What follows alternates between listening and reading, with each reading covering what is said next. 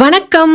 இன்னைக்கு கதையை சொல்லிட்டா, இன்னைக்கு கண்ணு முழிச்சதுமே வீட்டை விட்டு விறுவிறுன்னு கிளம்பிட்டேன். எதுவும் பிரச்சனை எல்லாம் இல்ல. இன்னைக்கு வரலட்சுமி பூஜை. அதுக்கு சில பல திங்ஸ் எல்லாம் வாங்க வேண்டி இருந்துச்சு. பக்கத்துல கடைக்கு போய் எல்லா திங்ஸையும் அள்ளி போட்டு பக்காவா பர்ச்சேஸ் முடிச்சாச்சு. வீட்டுக்கு வந்து யாரா வாசல்ல குத்த வச்சு உட்கார்ந்து இருக்கிறதுன்னு பார்த்தா நம்ம நாட்டாம கோலம் போட்டுட்டு இருக்காங்க. பூஜைன்னு வந்தாவே இப்படி கண்ணில் பட்ட இடத்துல எல்லாம் கோலம் போடுறதா நாட்டாமைக்கு முதல் டாஸ்க். இன்னைக்கு வீட்டுக்கு நீங்க வந்திருந்தா கூட உங்க மூஞ்சில 8 புள்ளி கோலம் போட்டிருப்பாங்க. டிஃபன் செஞ்சுட்டு ரூமுக்கு வந்து இப்படி அனாமத்தா கிடக்கிற அத்தனை துணியும் எடுத்து போட்டு மடிச்சிட்டேன். வேற ஒண்ணும் இல்ல, பூஜை பண்றப்ப வாச்சு ரூம் சுத்தமா இருக்கட்டுமே ஒரு கேட்ட எண்ணம். நெக்ஸ்ட் பாடிக்கு ஒரு வாட்டர் வாஷ் போட்டு பக்தி மோட் ஆன்க்கு போயிட்டேன். பூஜை ஷெல்ஃபை க்ளீன் பண்ணி பூ போட்டு எண்ணெய் ஊத்தி திரி வச்சு மொத்தமா அலங்காரம் பண்ணி அழகா நீட்டா வச்சாச்சு. எனக்கெல்லாம் 5 பேருக்கு சமைக்க சொன்னாலே 6 hour ஆகும். இதுல 25 பேருக்கு சமைக்க சொன்னா மறுநாளுக்கு மதிய சாப்பாடு தான் ரெடி ஆகும். அதனால இருக்கிற எடுப்படி வேலையை நீ பண்ணு, அடுப்படி வேலையை நான் பாத்துக்கிறேன்னு நானும் எங்க நாட்டாமையும் டீலிங் போட்டுக்கிட்டோம். பட் அந்த டீலிங் எனக்கு ரொம்ப பிடிச்சிருந்துச்சு. சக்கரை பொங்கல், வெண்பொங்கல், வடை, சுண்டல், சாம்பார் இதான் இன்னைக்கான மெனு. 23 பெண்களை இன்னைக்கு வீட்டுக்கு கூப்பிட்டுருக்கோம். நான் ஏற்கனவே போன வரலட்சுமி பிளாக்லயே சொல்லியிருந்தேன், மத்தவங்களுக்கெல்லாம் இந்த வரலட்சுமி அம்மனை கும்பிடுறது அம்மா வீட்டு பழக்கம், மாமியார் வீட்டு பழக்கம்னு ஏதாச்சும் ஒண்ணு இருக்கும். ஆனா எங்களுக்கு இந்த வரலட்சுமி அம்மா வீடு தேடி வந்தாங்க. 5 வருஷத்துக்கு முன்னாடி